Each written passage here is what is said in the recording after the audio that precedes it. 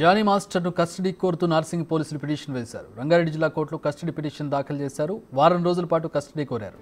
ఇప్పటికే Johnny మాస్టర్పై POCSO చట్టంతో పాటు పలు సెక్షన్స్ కింద కేసులు నమోదు చేశారు. ప్రస్తుతం చంచల్గూడ జైల్లో ఉన్నారు జానీ మాస్టర్. అక్టోబర్ 2 వరకు రిమాండ్ విధించింది కోర్టు.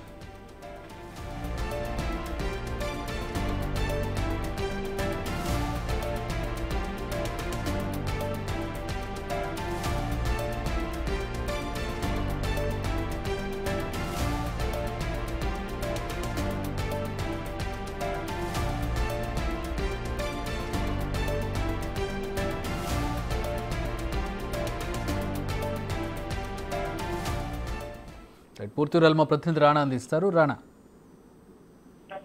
చక్రి గత 2 రోజుల కూడా మనం చూస్తున్నాం జానీ మాస్టర్ సంబంధించిన విషయంలో పోలీసులు కస్టడీకి కోరుతున్నారు. కానీ ఇవాళ రంగారెడ్డి జిల్లా సెషన్స్ కోర్టులో పోలీసులు వారం రోజుల పాటు కూడా జానీ మాస్టర్ ని కస్టడీకి కావాలని కోరుతూ కూడా పిటిషన్ వేశారు. దానిపైన రేపు అయితే కొనసాగనుంది. రేపు విచారణ అనంతరం ఎన్ని రోజుల వరకు కూడా జానీ మాస్టర్ కి కస్టడీకి ఇస్తారనేది కూడా ఒక ఆసక్తికరమైన పరిణామం చెప్పుకోవచ్చు. ఇప్పటికే ఆయన 14 రోజుల పాటు కూడా రిమాండ్ ఖైదీగా కూడా జైల్లో ఉన్నారు.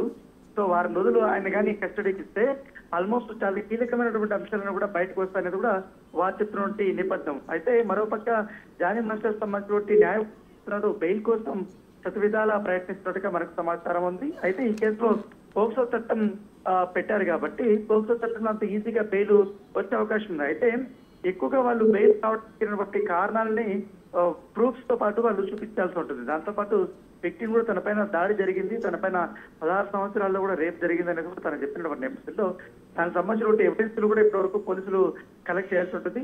దానితో పాటు ఇప్పటికే కొంతమందితో ఒక పూర్తి స్థాయిలో ఇన్ఫర్మేషన్ కూడా తీసుకున్నారు. జానీ మాస్టర్ సంబంధించినటువంటి అసిస్టెంట్స్ ని ఇద్దరిని అడిగారు. తర్వాత మహిళా డాన్సర్స్ ఎవరైతున్నారో కొంతమంది ఎవరైతే జానీ మాస్టర్ టీమ్ లో గత కొంతకాలంగా పనిచేసినట్టు వారిని స్టేట్మెంట్ కూడా రికార్డ్ చేశారు. మరోవైపు ఇటు జానీ మాస్టర్ వాళ్ళ వైపు నుంచి కూడా కొంతవరకు ఇన్ఫర్మేషన్ అయితే తీసుకున్నారు. అయితే జానీ మాస్టర్ అసలైన నిందితుడిగా చూపడుతున్నారు కాబట్టి ఆయన వచ్చిన తర్వాత పూర్తి స్థాయిలో ఈ విక్టిమ్ చెప్తున్నటువంటి అంశాలంతా కూడా ఆయనతో మాట్లాడి వీడియో రూపంలో కూడా చేయబోతున్నారు. స్టేట్మెంట్ అంతా కూడా రికార్డ్ చేయబోతున్నటువంటి పరిస్థితి కనపడుతుంది.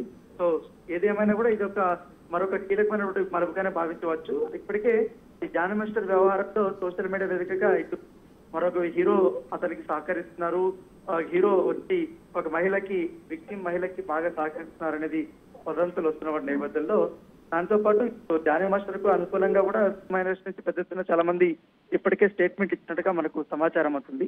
ఎందుకంటే ఇండస్ట్రీలో సర్వసాధారణం. కాకపోతే వాళ్ళు బాగున్నప్పుడంతా బాగున్నారు దాదాపు 6 సంవత్సరాలు. ఇప్పుడు మాత్రం విక్టిమ్ తనను అనేక రకాలుగా కూడా వేధించడానికి కేసు పెట్టడం ఏంటనేది కొంతమంది ప్రశ్నిస్తున్న సమయంలో ఇవన్నీ కూడా ఇప్పటికే పోలీసులు కొంచెం మొత్తం పూర్తి స్థాయిలో రికార్డ్ చేసుకున్నటువంటి పరిస్థితి.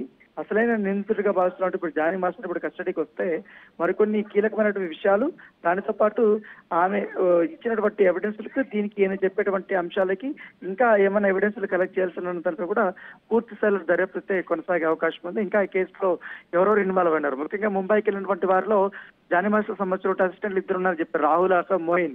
సో మోయిన్ కానీ రాహుల్ కానీ ఆ రోజు దిగినటువంటి హోటల్ ఏంటి, నిజంగానే విక్టిమ్ చెప్పినట్టుగా ఆ రోజు ఏమైనా అఘాయిత్యం జరిగిందా, విక్టిమ్ మోయిన్ తో షేర్ చేసుకుందనేది కూడా చెప్తున్న నేపథ్యంలో అది నిజంగానే చేసుకుందా లేదన్న కూడా పూర్తి వివరాలు అయితే బయటకు వచ్చే అవకాశం ఉంది.